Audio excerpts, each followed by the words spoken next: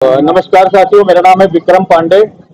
Indian रोटी bank जो 2016 फरवरी 6 फरवरी 2016 को हमने हरदोई से शुरू किया था, आज पूरे देश में 12 से 14 राज्यों में 100 से अधिक जिलों में बिना किसी चंदा, डोनेशन, अनुदान के हम प्रदेश और राष्ट्रीय स्तर पर अपनी सेवाएं दे रहे हैं, जिसमें कोई हमारा लक्ष्य है इस देश में कोई भूखा ना सोए। इस परिप्रेक्ष्य में, इस संदर्भ में आज हम 6 फरवरी की पूर्व संध्या पर 7 वर्षों का सफर पूरा कर रहे हैं। जो अंदर कार्यक्रम हो रहा था उसमें अलग अलग राज्यों के जिला प्रदेश कोऑर्डिनेटर और जिलों के जिला कोऑर्डिनेटर हमारे साथ आए।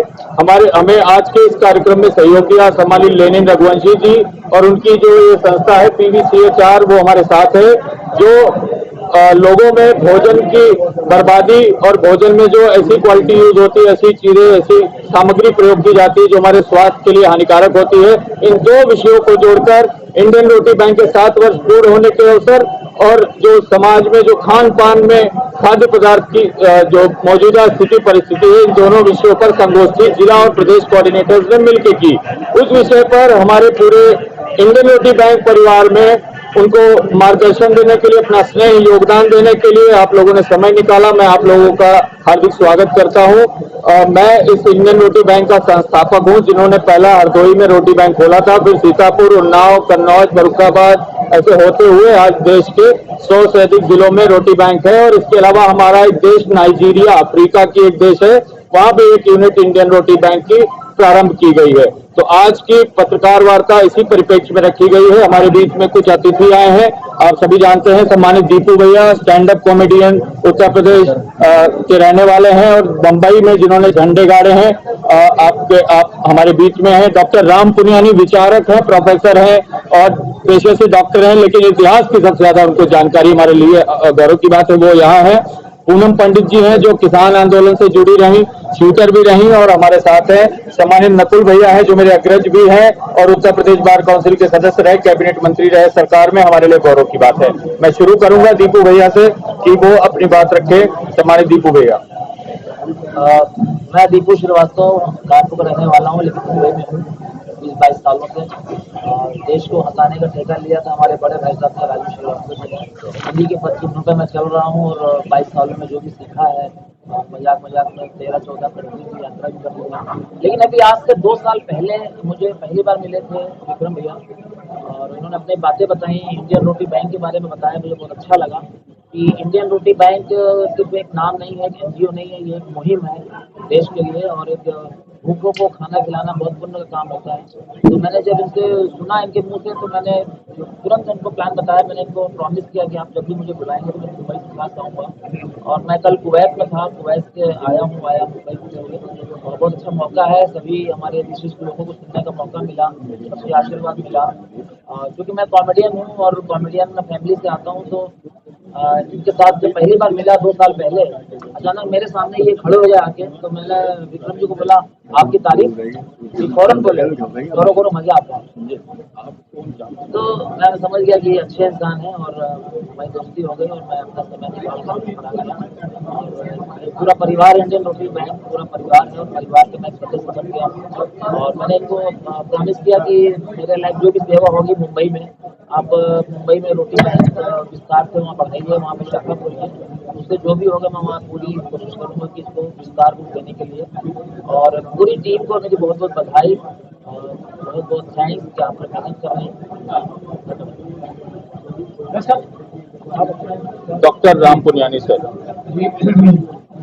मेरी आवाज़ कम इसलिए खड़ा होकर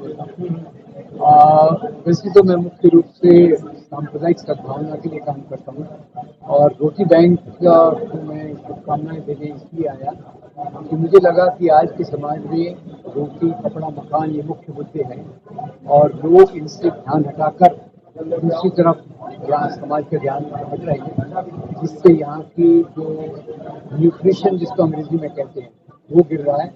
हंगर इंडेक्स में देश नीचे जा रहा है, गरीब और गरीब होते जा रहा है।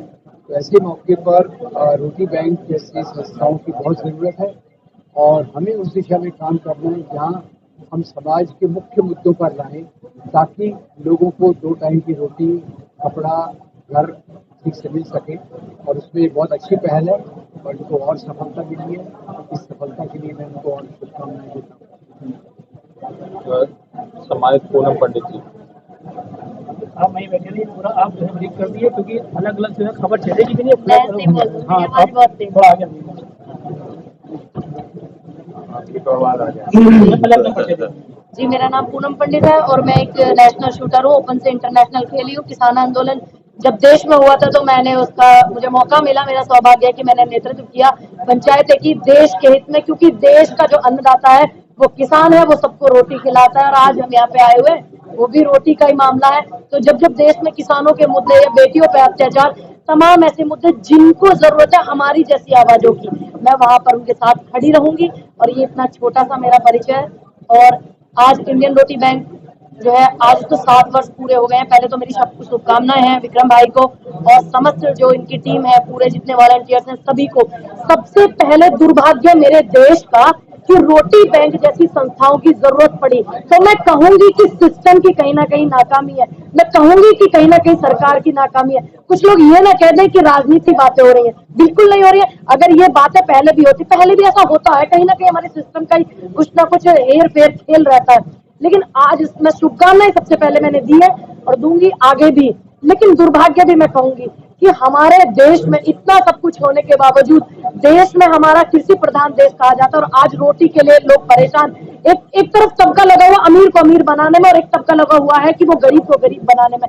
तो ऐसे संभव नहीं होगा। ये हमारे मूल अधिकारों से वंचित कराने के लिए देश में जो चौथा स्तंभ कहा जाता मीडिया को, मैं तमाम लोगों की ना बात करता हूँ लेकिन चंद लोगों की जरूर बात करूंगी। तो उसमें सभी को पता है कि वो कौन लोग आते हैं, पूरे देश को पता है। वो मुद्दों से भटकाते हैं, एक टीवी को पूरा दिन चलाते हैं कि ये पिक्चर बायकाट करो, ये पिक्चर बायकाट करो, इस आदमी का विरोध करो, इधर हिंदू करो, इधर मुस्लिम करो, इधर ये करो, इधर वो करो। लेकिन कोई भी टीवी पर आपने इस तरीके का प्रोग्राम नहीं देखा होगा कि आज देश हमारा इतनी भुखमरी में, इतने लोग गरीबी से मर गए, इतने परेशानी से मर गए, इतने ठंड से मर गए, इतने बिना कपड़े के मर गए।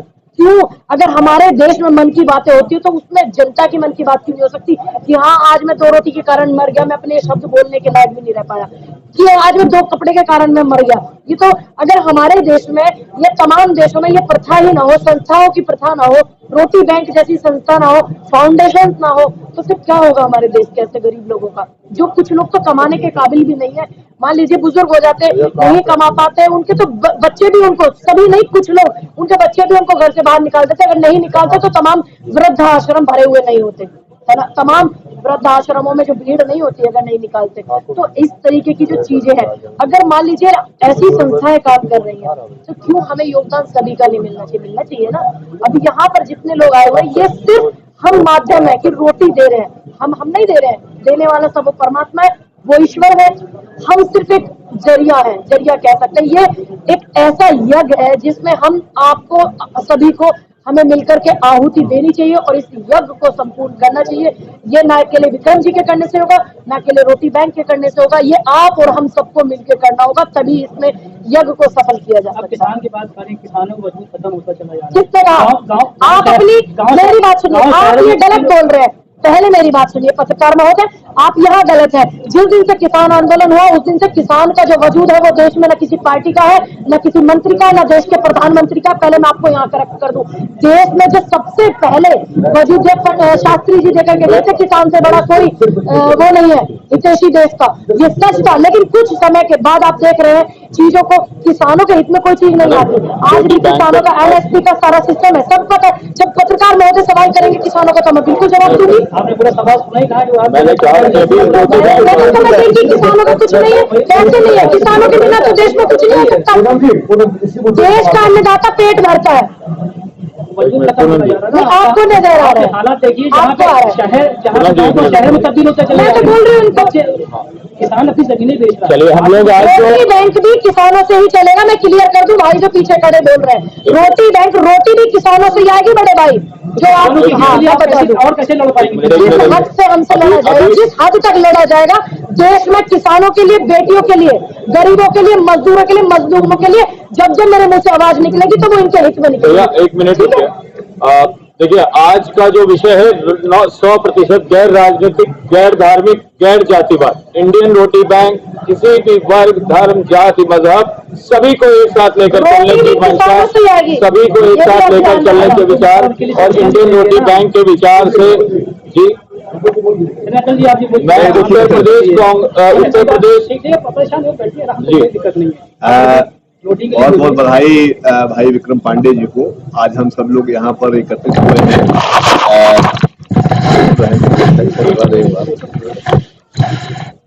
हम सब लोग एकत्रित हुए आज 7वें इंडियन रोटी बैंक के स्थापना दिवस के उपलक्ष्य में। और मैं तो ये शुभकामनाएं दूंगा कि भाई हमारे विक्रम पांडे जी खूब स्वस्थ रहे और जिस अभियान में लगे हुए हैं, ये अभियान इनका हिंदुस्तान से निकल करके अब विदेशों में भी पहुंच रहा है।